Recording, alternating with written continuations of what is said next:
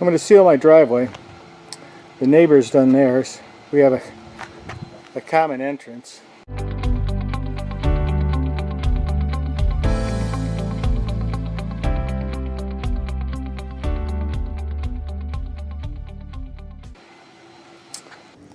The Ultramax 1000 is used by the neighbor, so he suggested it. Now this is after 4 years on his property. It looks pretty good, so I've read a lot of reviews, but when you can see it from the neighbor. I'm using Blackjack Ultramax 1000. It's 10-year.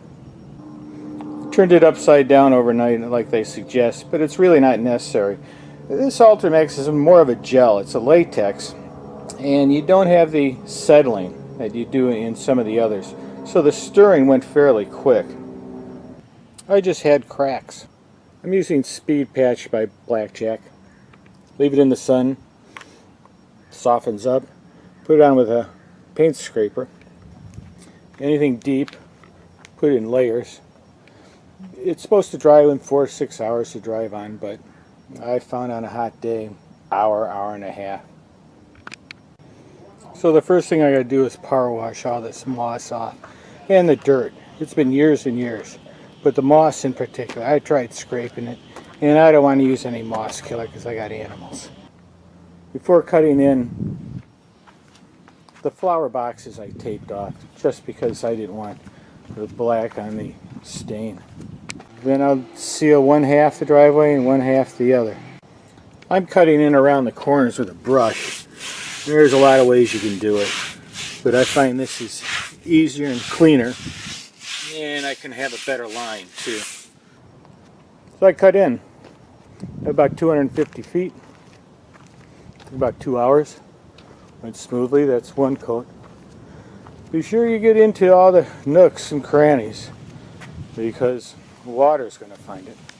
I used a brush to cut in, but you can also put cardboard along the side and just squeegee it, and if you got a steady hand, it shouldn't be an issue. I do have some cracks that are too wide for the Speed Patch, and I'll need to use Cold Patch on it. But you have to wait 30 days before you seal Cold Patch, so I'm holding off. I'll do that after I seal.